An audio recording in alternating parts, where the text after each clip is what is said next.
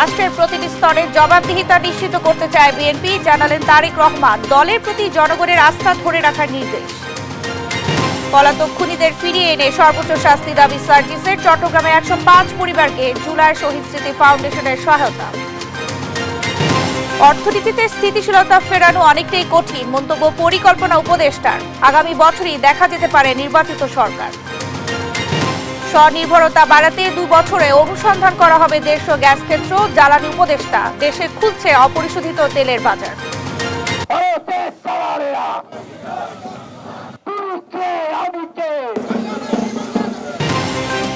ভারতীয় আধিপত্যবাদ রুখে দিতে প্রস্তুত সাবেক সেনা কর্মকর্তারা। প্রতিবেশী দেশের সঙ্গে করা সব চুক্তি প্রকাশের দাবি।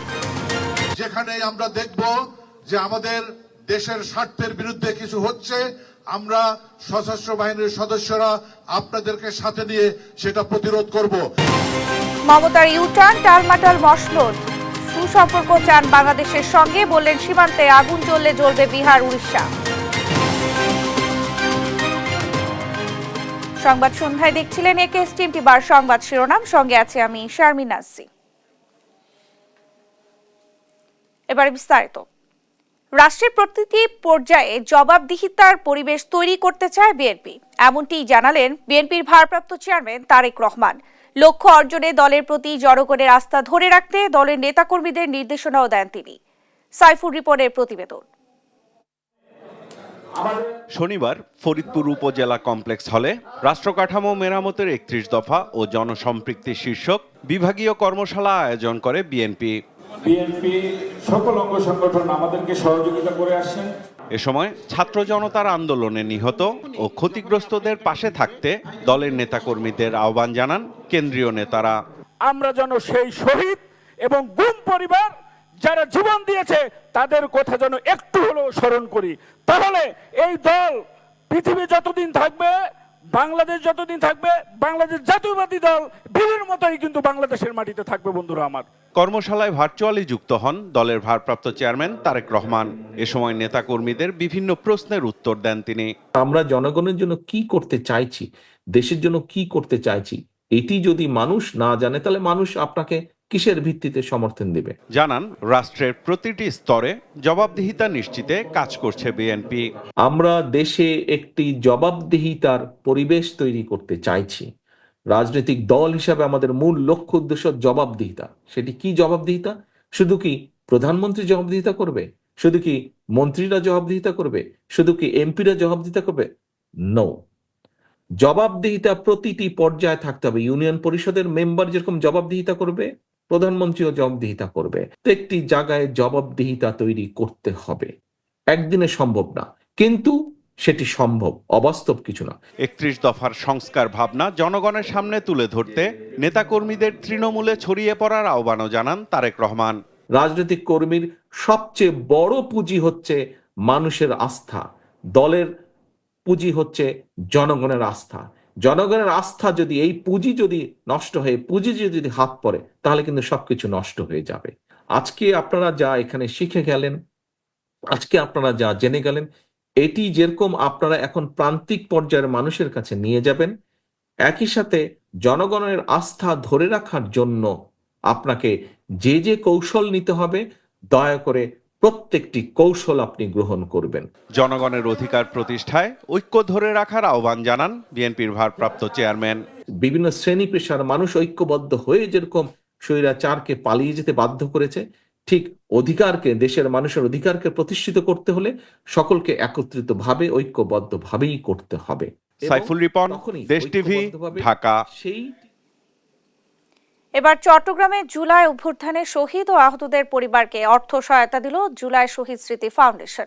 এদিন 105 পরিবারের মাঝে হস্তান্তর করা হয় অনুদানের চেক। প্রত্যেক পরিবারকে দেওয়া হয় 5 লাখ টাকা করে। এ সময় খুনিদের দেশে ফিরিয়ে এনে সর্বোচ্চ শাস্তি নিশ্চিতের দাবি জানিয়েছেন ফাউন্ডেশনের সাধারণ সম্পাদক সার্জিস আলম। একেএম নাজিমের প্রতিবেদন, জানাচ্ছেন সালমা জাহান। এই সন্তানের বাবা গেছে, এই সন্তানে বুঝে বাবার কি কষ্টটা। আমার স্বামী গেছে, আমি বুঝি, আমার স্বামী আর বেদনা। এভাবে অঝরে কাঁদলেন জুলাই গণহত্যায় শহীদ হওয়া একজনের স্ত্রী। এখনো পরিবারে চলছে শোকের মাতম। বৈষম্য বিরোধী ছাত্র জনতার আন্দোলনে শহীদ হওয়া পরিবারের বুক ফাটা কান্না আর আত্মচিৎকারে ভারী হয়ে ওঠে জুলাই শহীদ স্মৃতি ফাউন্ডেশনের অর্থ সহায়তা অনুষ্ঠান। তাদের আহাজারি দেখে সমব্যথী হন অনেকেই। অনুষ্ঠানে জুলাই শহীদ স্মৃতি ফাউন্ডেশনের সাধারণ সম্পাদক সার্জিস আলম উপস্থিত হলে সৃষ্টি হয় আবেগ ঘন পরিবেশ। আমার ছেলে শহীদুল ইসলাম, সে 2টা গুলি খেয়ে পালিয়ে যাওয়ার পরে সে এক জায়গায় যায় পলানোর পরে ওইখান থেকেও তাকে ধইরাই না তাকে আরো 3টি গুলি করে তার মৃত্যু নিশ্চিত করে। তাদের সন্তান হয়ে ভাই হয়ে আমাদের জায়গা থেকে যতটুকু সম্ভব অন্তর্বর্তীকালীন সরকারের পক্ষ থেকে, বৈষম্য বিরোধী ছাত্র আন্দোলনের পক্ষ থেকে, কিংবা আমাদের এই যে জুলাই শহীদ স্মৃতি ফাউন্ডেশনের পক্ষ থেকে আমরা সর্বোচ্চ চেষ্টা করে যাব যেন আমাদের শহীদ পরিবারদের যারা সন্তান ছিলেন, আমাদের যারা ভাই ছিলেন, তারা তাদের পাশে যতটুকু থাকতেন আমরা আমাদের জায়গা থেকে ততটুকু করার সর্বোচ্চ চেষ্টা করব। একে একে শহীদ পরিবারের খোঁজ খবর নেন সার্জিস আলম। এ সময় বলেন, খুনিরা নতুন করে ফিরে আসার পায়তারা করছে। খুনিদের দেশে ফিরিয়ে এনে সর্বোচ্চ শাস্তি নিশ্চিতের দাবি জানান তিনি। হাজার হাজার খুন, হাজার হাজার মানুষের রক্ত ঝরিয়েছে, তারপরও এই বাংলাদেশে ওই খুনিদের নাম আবার উচ্চারিত হয়। এই বাংলাদেশে যে কেউ যে কোনো ফরম্যাটে যদি বিন্দু মাত্র ওই খুনি হাসিনা আবার এখানে দোষর হিসেবে কাজ করে, যদি এজেন্ট হিসেবে কাজ করে, হোক দেশের হোক বাইরের, আমরা এই বাংলাদেশে আবারও একসাথে নেমে তাদেরকে সবাই প্রতিহত করব। এদিন জুলাই শহীদ স্মৃতি ফাউন্ডেশনের উদ্যোগে চট্টগ্রাম বিভাগের 105 শহীদ পরিবারকে 5 লাখ টাকার চেক হস্তান্তর করা হয়। এর আগে রংপুর, সিলেট, বরিশাল সহ বেশ কয়েকটি বিভাগের শহীদদের অর্থ সহায়তা দেয় জুলাই শহীদ স্মৃতি ফাউন্ডেশন। নিউজ ডেস্ক, দেশ টিভি। জাতীয় ঐক্যের নামে জাতীয় অনৈক্যের সূচনা করেছে অন্তর্বর্তী সরকার। প্রধান উপদেষ্টার আমন্ত্রণ না পেয়ে এমন ক্ষুব্ধ প্রতিক্রিয়া জানিয়েছে জাতীয় পার্টির চেয়ারম্যান জিএম কাদের। শনিবার বরারি কার্যালয়ে তিনি বলেন, দেশের সংঘাতময় পরিবেশ তৈরি করছে সরকার। এ সময় বিচারের মধ্য দিয়ে আওয়ামী লীগকে নির্বাচনে অংশ নেওয়ার সুযোগ দেওয়ার আহ্বানও জানান জাপা চেয়ারম্যান। জানাতুল মোহনা রিপোর্ট। গত 4 ডিসেম্বর বিএনপি, জামায়াত সহ অধিকাংশ রাজনৈতিক দলের নেতাদের সঙ্গে নিয়ে প্রধান উপদেষ্টা জাতীয় ঐক্যের আনুষ্ঠানিক ঘোষণা দেন। সেই অনুষ্ঠানে আমন্ত্রণ পায়নি জাতীয় পার্টি। সংবিধান সংরক্ষণ দিবসের আলোচনায় দলটির চেয়ারম্যান রাজনৈতিক অঙ্গন থেকে জাতীয় পার্টিকে অবাঞ্ছিত করায় ক্ষুব্ধ প্রতিক্রিয়া জানান। জাপা চেয়ারম্যান বলেন, আওয়ামী লীগের মতো একতরফা নির্বাচন করলে সংস্কার টেকসই হবে না। বলেন, দেশের ঐক্যের নামে সংঘাতময় পরিবেশ তৈরি করছে সরকার। উনি যখন ডাক দিয়েছেন এবং ডাক দিয়ে যে মিটিংটা করেছেন, তাতে করে আমার কনক্লুশন হলো জাতীয় ঐক্যের নামে উনি জাতীয় অনৈক্যের সূচনা করেছেন বলে আমরা আশঙ্কা করছি। আমরা চাই বা না চাই, দেশে একটা সংঘাতময়, ভাইয়ে ভাইয়ে ঘৃণা, সংঘাতময় অবিশ্বাসের পরিবেশ সৃষ্টি হয়েছে। আগামী দিনের নির্বাচনে আওয়ামী লীগকে নিয়েও কথা বলেন জিএম কাদের।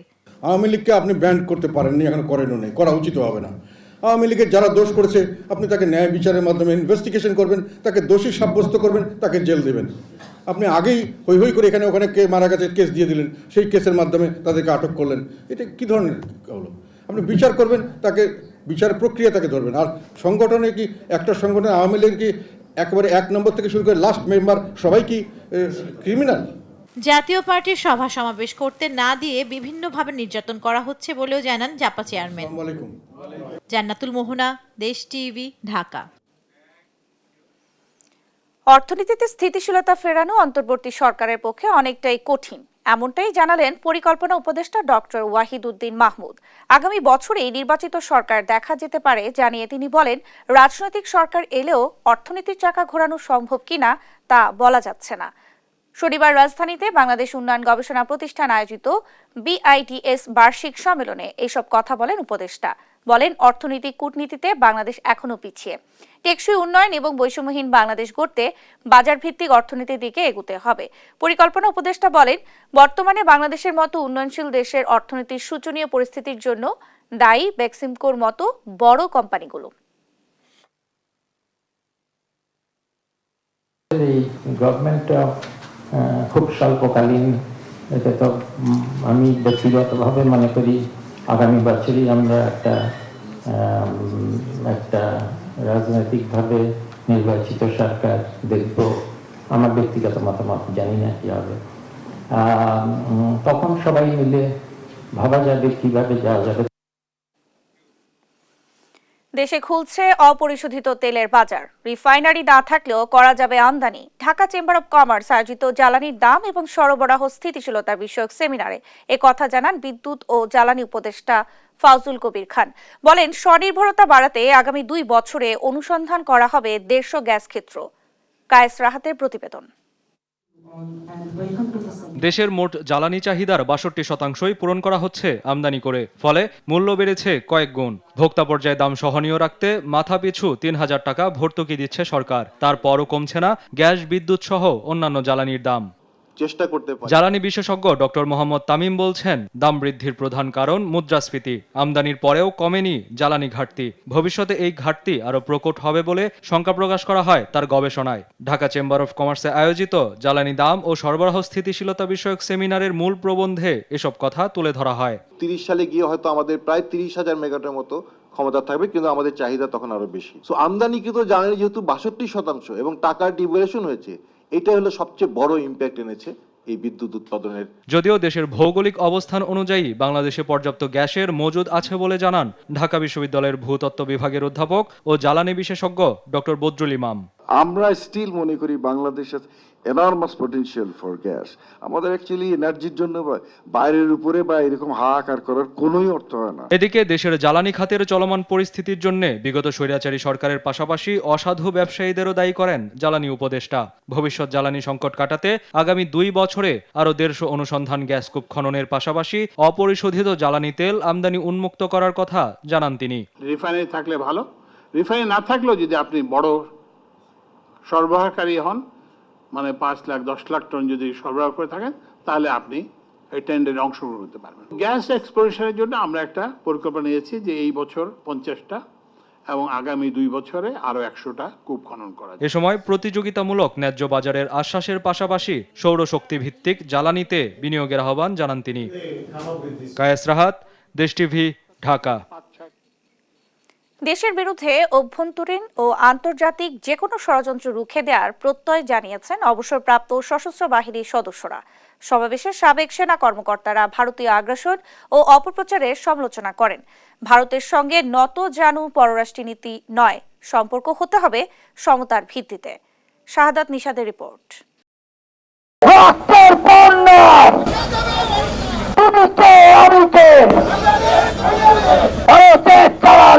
রাজধানীর রাওয়া ক্লাবের সামনে ভারতীয় আধিপত্যবাদের বিরুদ্ধে এই মিছিল সাবেক সেনা কর্মকর্তাদের। রাওয়া কমপ্লেক্সের সামনে থেকে বিক্ষোভ মিছিলটি প্রধান উপদেষ্টার কার্যালয়ের সড়ক প্রদক্ষিণ করে আবারও রাওয়া কমপ্লেক্স মাঠে এসে শেষ হয়। মিছিলে নানা স্লোগানে মুখর করে তোলেন সদস্যরা।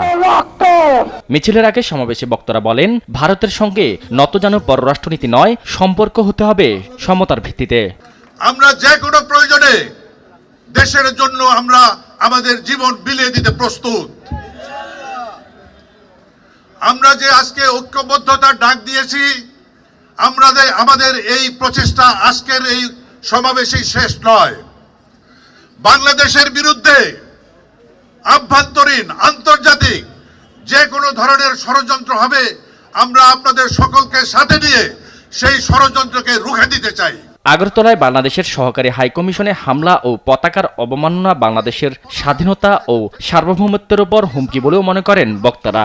শুধু আমরা সশস্ত্র বাহিনী নই, 17 কোটি জনতা আছে আমাদের সাথে, আপনাদেরকে সীমান্তেই রুখে দিতে। 71-এ দেশের স্বাধীনতা রক্ষার যে শপথ বাঙালিরা নিয়েছিল, সেই শপথ থেকে এখনো বাঙালিরা বিচ্যুত হয়নি বলেও হুঁশিয়ারি দেন বক্তারা। 17 কোটি বাঙালির রক্তের তেজ এখনো তারা বুঝে নাই।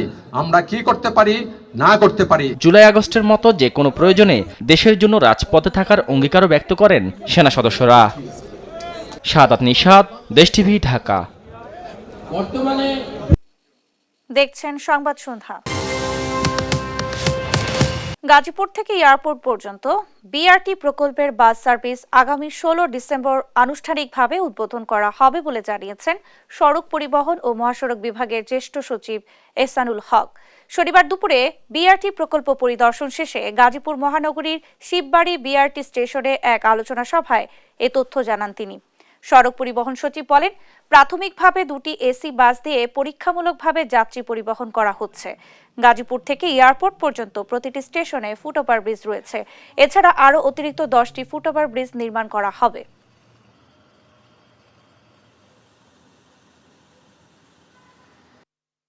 বর্তমানে ট্রায়াল রান চলছে, পরীক্ষামূলকভাবে চালাচ্ছি এবং 15 তারিখ থেকে আসলে প্রকল্পটা পূর্ণাঙ্গ চালু হবে না, কিন্তু আমরা বিআরটিসির বাস এই করিডোরে চালু করব যাতে মানুষের, গাজীপুরের মানুষের সুবিধা হয়, সহজে কম সময় চলাচল করতে পারে।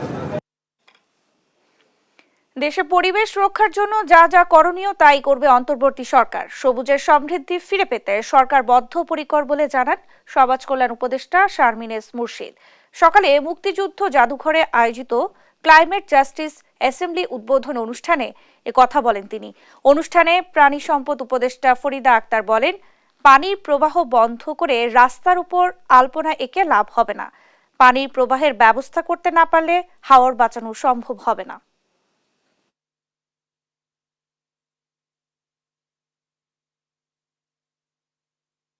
এবং আমি পরিবেশের সাথে নির্যাতনকে জুড়ি।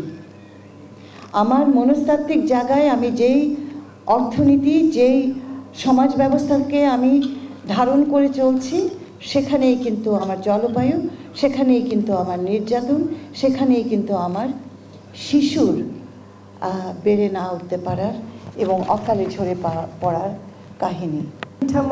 যে বিশাল একটা রাস্তা করে দেওয়া হয়েছে, ওর ফলে জানেন আপনার কি পরিমাণ পরিবেশের তো ক্ষতি বটে, এমনকি মাছের যে চলাচলের রাস্তাটা আর নাই।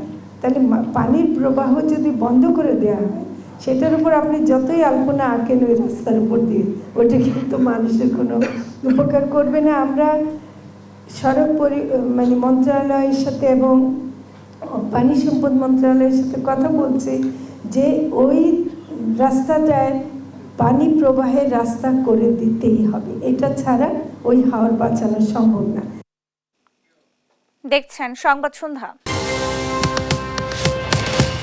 রাজনৈতিক মতভেদ যাই হোক না কেন, ভারত বাংলাদেশ সুসম্পর্ক চান পশ্চিমবঙ্গের মুখ্যমন্ত্রী মমতা বন্দ্যোপাধ্যায়। বাংলাদেশের শান্তিরক্ষী পাঠানো উচিত বলে সম্প্রতি যে মন্তব্য করেছিলেন, এই ইস্যুতে এবার সুর নরম করলেন তিনি। বাংলাদেশের সীমান্তে আগুন জ্বললে বিহার, উড়িষ্যা রক্ষা পাবে না বলে সতর্ক করলেন মমতা। লুৎফর কবিরের রিপোর্ট।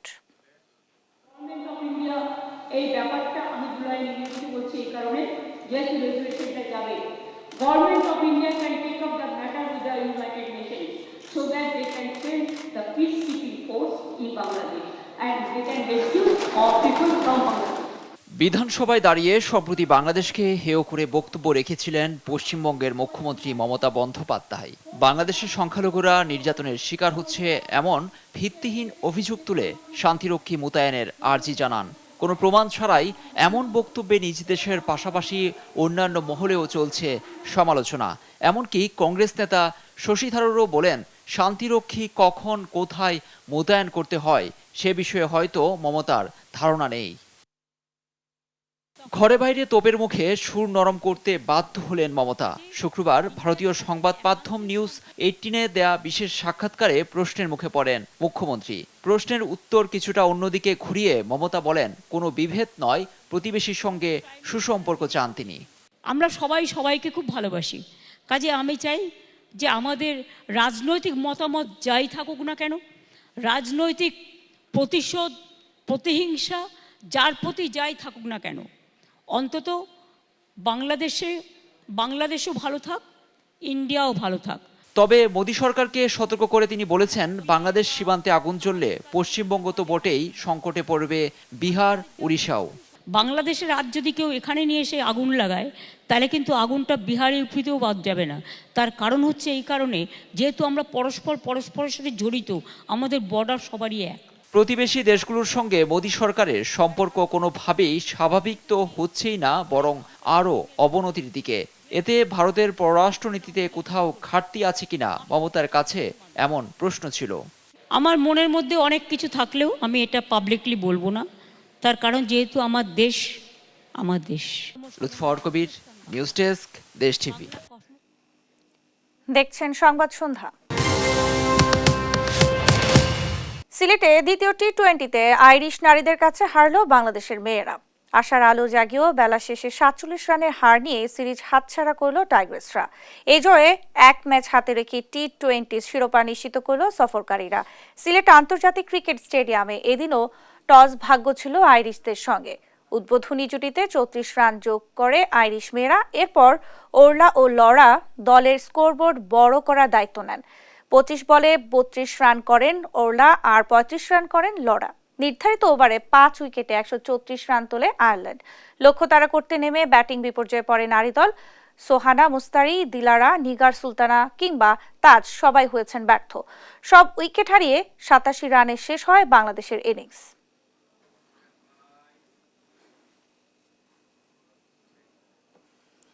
যুবা এশিয়া কাপের ফাইনালে রোববার ভারতের মুখোমুখি হবে বাংলাদেশ অনূর্ধ্ব-19 দল। বাংলাদেশ সময় সকাল 11টায় দুবাই আন্তর্জাতিক স্টেডিয়ামে মাঠে নামবে দুদল। টানা দ্বিতীয়বার ফাইনালে জায়গা করে নিয়েছে লাল সবুজের প্রতিনিধিরা। শিরোপা ধরে রেখে আরও একবার নিজেদের জাত চেনানোর লক্ষ্য যুবা টাইগারদের। রাফিউল ইসলাম রাতুলের ম্যাচ প্রিভিউ। এসো দেশ বদলাই, এসো পৃথিবী বদলাই গানে যখন নতুন যাত্রা শুরু করছে দেশের সবচেয়ে বড় ঘরোয়া টুর্নামেন্ট, তখন দেশে বিদেশে আলো ছড়াচ্ছেন বাংলার টাইগাররা। যুব এশিয়া কাপের বর্তমান চ্যাম্পিয়ন বাংলাদেশ। চলতি আসরের ফাইনালে শিরোপা ধরে রাখার চ্যালেঞ্জ টাইগারদের সামনে। এশিয়া কাপের বিশ্বমঞ্চে ব্যাট হাতে বেশ ছন্দে আছেন দলের ব্যাটাররা। যুবাদের দলপতি আজিজুল হাকিমের ঝোড়ো ব্যাটিংয়ে গেল ম্যাচে পাকিস্তানকে হারিয়ে জয় পেয়েছে বাংলাদেশ। এছাড়াও ওপেনার জাওয়াদ আবরার ও কালাম সিদ্দিকীর ব্যাট থেকে আসছে রান। আগামী ম্যাচেও এই ধারাবাহিকতা দেখতে ব্যাটারদের দিকে তাকিয়ে থাকবে টিম ম্যানেজমেন্ট। প্রতিপক্ষকে স্বল্প রানে বেঁধে ফেলতে দারুণ ভূমিকা রাখছেন বোলাররাও। পেসার আল ফাহাদ, ইকবাল ইমন ও মারুফ মৃধাদের বোলিং তোপে নড়বড়ে প্রতিপক্ষের ব্যাটাররা। আর স্পিনার রিজান হোসেন ও দেবাশিস দেবার কাছ থেকেও দেখা যাচ্ছে কিপটে বোলিংয়ের নজির। অন্যদিকে প্রতিপক্ষ ভারতও আছে দুর্দান্ত ছন্দে। এশিয়া কাপের গেল 4 ম্যাচে 3টিতেই জয় পেয়েছে আকাশী নীলরা। এমনকি বাংলাদেশ ভারতের পরিসংখ্যানও বলছে মোহাম্মদ আমানের দলের কথা। গেল 5 ম্যাচে 2 দলের দেখায় 3টিতেই জয় পেয়েছে ভারত। তবুও শিরোপা ধরে রাখার লড়াইয়ে পিছুপা হতে নারাজ বাংলাদেশ। শক্তিশালী প্রতিপক্ষকে গুড়িয়ে দিয়ে দুবাই থেকে ট্রফি নিয়ে দেশে ফেরার প্রত্যাশা খুদে টাইগারদের।